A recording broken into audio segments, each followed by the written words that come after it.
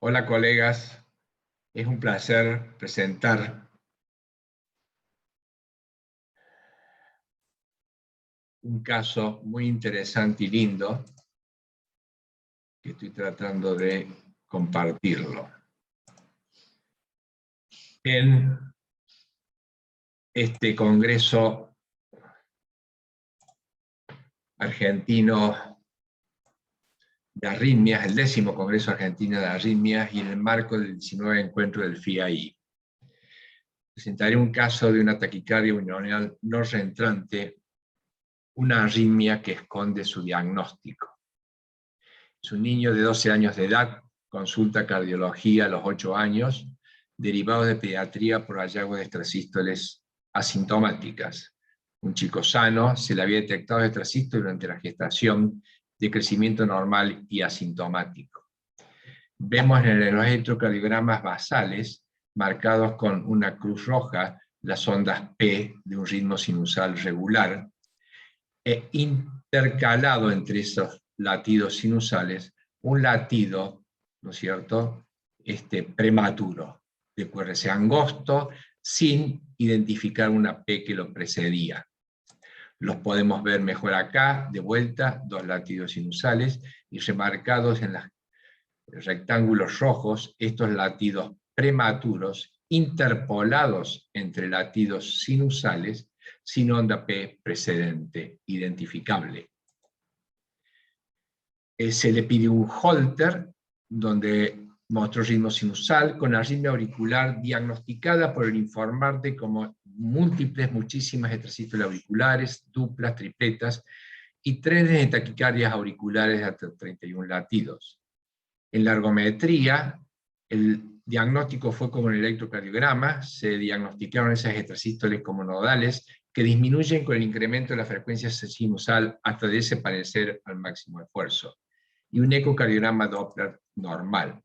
Acá vemos esta ergometría, ¿no es cierto?, donde vemos la longitud de ciclo del ritmo sinusal con cierta arritmia respiratoria, o sea, variando la frecuencia cardíaca, y esta vez marcadas con una flecha roja, estos latidos de QRS angosto, interpolados intermitentemente, acá no, y acá de vuelta sí, interpolados entre latidos sinusales. Diagnosticados por quien informó la ergometría y realizó la ergometría como extrasístoles nodales, que fueron disminuyendo hasta desaparecer con el aumento de la frecuencia sinusal. El año siguiente no hubo novedades clínicas, el chico siguió asintomático, con electro, Holter y ergometría con iguales hallazgos. A los 10 años de edad presentó 2 eventos sintomáticos, uno corriendo en el calor, malestar, sudoración, palidez, la madre lo notó taquicárdico, al llegar a la guardia ya había cedido todo, y otra vez, semanas después, se despierta una noche con sensación de mareo, madre lo nota pálido y taquicárdico, cedió en unos minutos. No consultó inmediatamente. Holter, realizado semanas después, mostró informado como frecuentes extrasístoles supraventriculares y salvas de taquicardias auriculares. Y la ergometría nuevamente reportó extrasístoles nodales que fueron disminuyendo con el esfuerzo, pero sin desaparecer, y en el máximo esfuerzo se observaron latidos prematuros anchos con imagen de bloqueo de rama izquierda y fueron diagnosticados como extrasístoles ventriculares.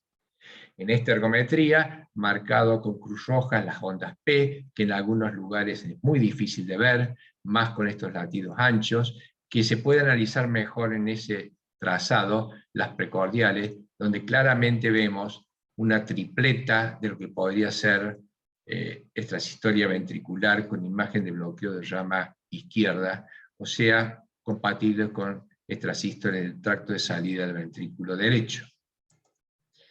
Frente a ese diagnóstico,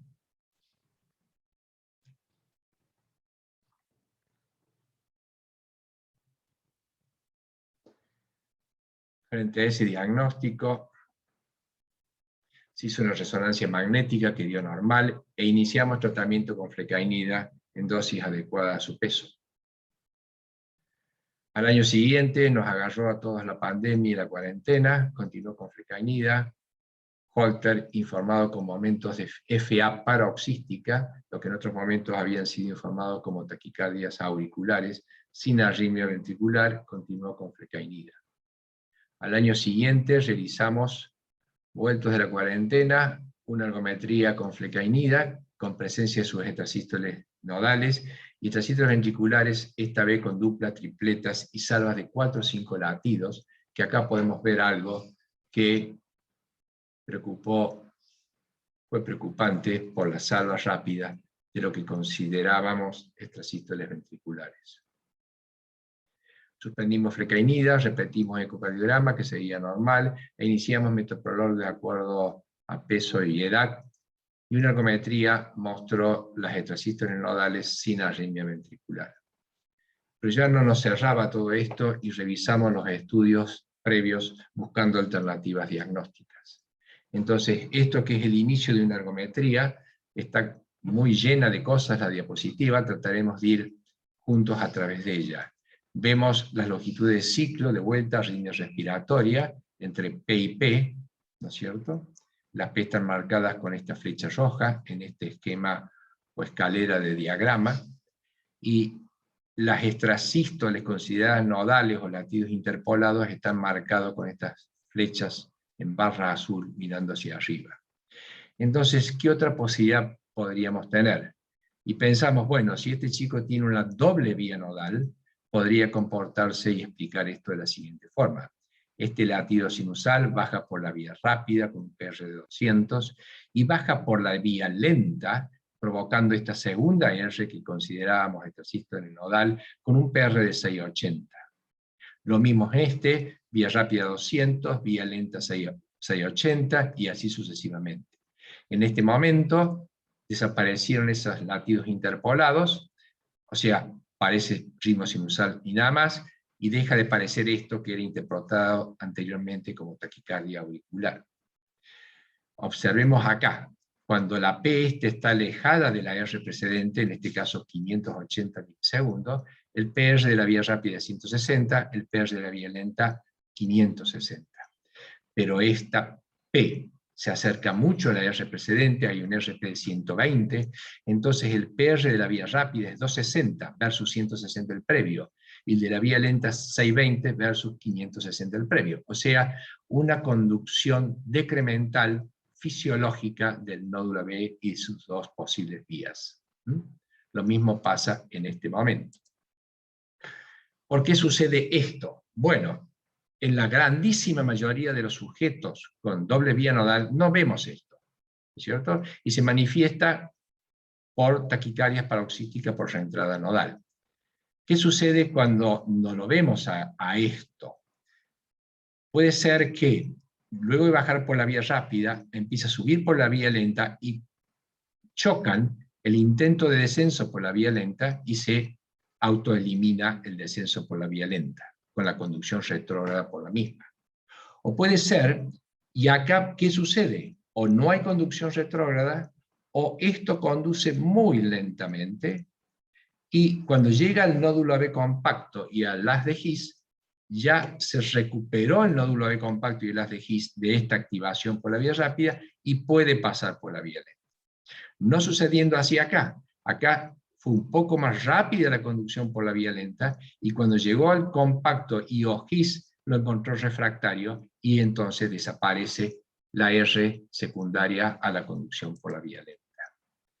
Y entonces con ese esquema uno podría, con mucha paciencia, buscar las ondas P. Y acá están, con un caliper o papel y lápiz, vemos las ondas P. Esta es imposible verla, asumamos que está. Bueno, muy bien, entonces, esto puede ser explicado perfectamente bien con esto. En este esquema. Este latido sinusal conduce por las dos vías, este latido sinusal escondido ahí solamente por la vía lenta, por el 380 de intervalo PR, y este conduce por la vía rápida con un PR de 200, pero aberrante, o sea, con bloqueo en fase 3 de su rama izquierda. ¿No es cierto? Este latido muy escondido acá, pero acá vemos la P, conduce por las dos vías, con un PR de 160 y un PR de 420. Este latido con un PR de 320 podría ser lo que se llama, está descrito, una vía intermedia, o demasiado prolongado la vía rápida. Un latido que no conduce por ningún lado. Y vemos que hay patrones que se pueden repetir. Esta conducción acá es idéntica a esta. Entonces, cambiamos el diagnóstico y teníamos la presunción de que esto se trataba de una doble vía nodal. Observando en la ergometría con flecainide y con metoprolol, ¿qué observamos? A medida que la frecuencia sinusal aumentaba, o sea, la longitud del ciclo se acortaba, fisiológicamente, porque la frecuencia sinusal aumenta por adrenalina, entonces la conducción del nódulo AB también mejora.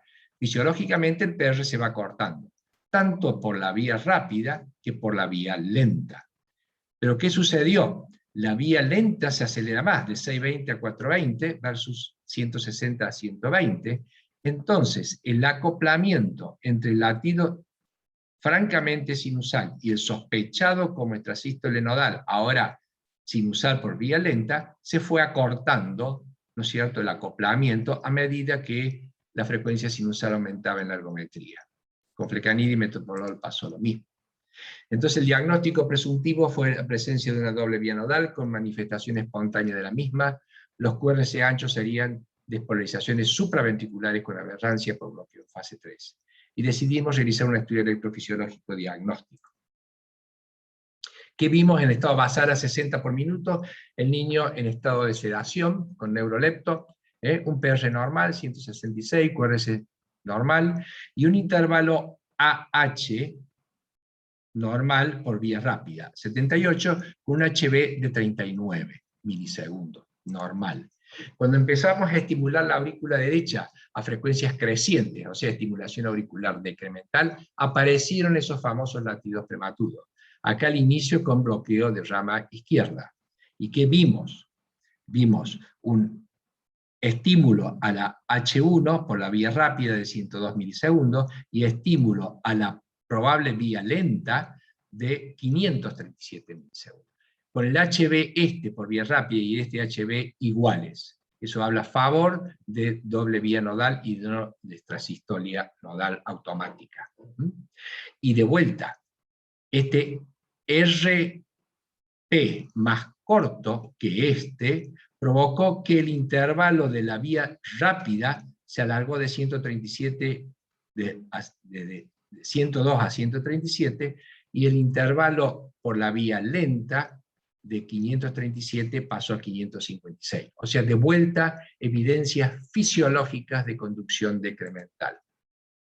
Y si eso lo ponemos en una tabla, vimos de vuelta, a medida que aumentamos la frecuencia de estimulación, esta vez sin el estímulo adrenérgico de la ergometría, sucedió lo contrario. La vía rápida se fue enlenteciendo su conducción decremental, y la vía lenta también, mientras conduzco por la vía lenta. Llegado a 83 por minuto, desapareció la conducción por la vía lenta, siguió la conducción por la vía rápida, prolongándose, ya esto lo solemos llamar también vía lenta, estos intervalos en milisegundos, hasta que a 158 por minuto de estimulación auricular provocamos Wenckebach.